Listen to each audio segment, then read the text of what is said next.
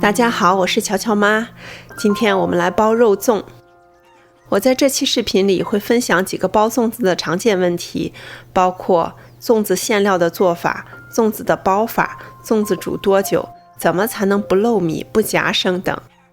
我的频道通过简洁的视频展示完整的美食制作过程和精确的食谱配方，让您在感受美食魅力的同时掌握方法，在家也能做出同样美味的食物。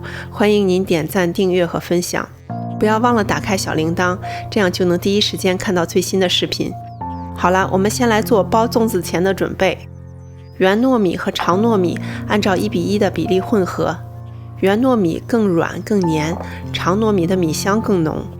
我喜欢用2种糯米来包粽子，这样做出来的粽子又黏又香。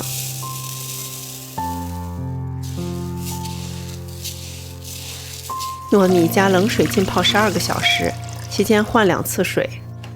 叉烧肉也叫梅肉，是猪肩部的嫩肉，肥瘦相间，特别适合做肉粽。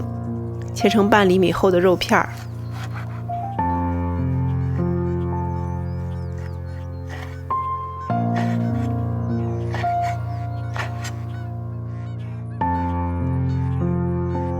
下面我们来腌肉，加盐、白糖、生抽、老抽，加一点白酒，高度白酒可以很好的去腥提香，腐乳汁儿，压碎的豆腐乳，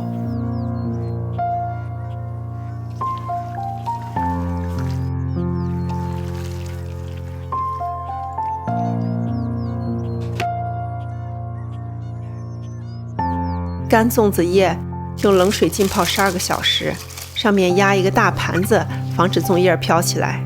如果能买到新鲜的粽叶，就省略隔夜浸泡这一步了。把泡好的糯米尽量沥干水分，残留过多水分会让后来的调味效果变差。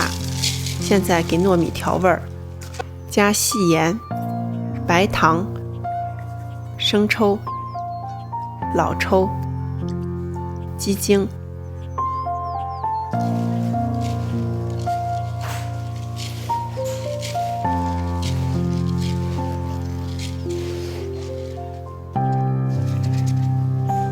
我们来处理咸蛋黄，碗里倒一点高度白酒，咸蛋黄放酒里泡15分钟，去蛋腥味儿。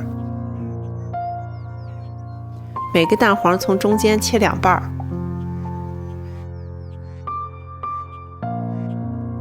红豆沙买现成的就可以了，我这碗豆沙是自己做的。如果您对红豆沙的做法感兴趣，请留言告诉我。手上抹一点食用油来分豆沙，抓一些豆沙在手心里，从食指和拇指之间挤出适量的豆沙，在掌心里搓成小圆球。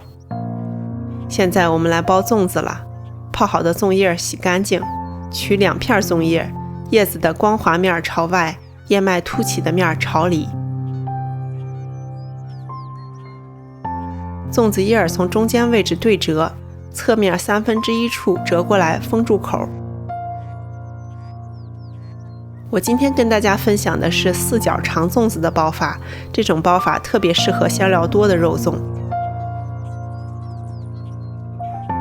叶根和叶梢朝向自己的方向，先填1小勺糯米，加红豆沙，用食指给红豆沙中心压出一个小坑，把半个咸蛋黄填到小坑里，蛋黄的平面朝上，再填1小勺糯米，加腌好的叉烧肉，最后再填1小勺糯米盖住叉烧肉。这时候一只手在下面握紧粽子，另一只手把上面的粽叶折过来盖住糯米，按压出一个长三角形，其余的粽叶折到侧面窝紧，用绳子沿着粽子的长度方向一圈一圈缠绳子。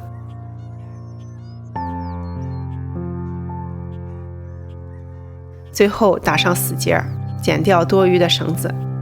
因为煮粽子的时候糯米会吸水膨胀，所以粽子的绳子不要勒得过紧，保证不漏米就好了。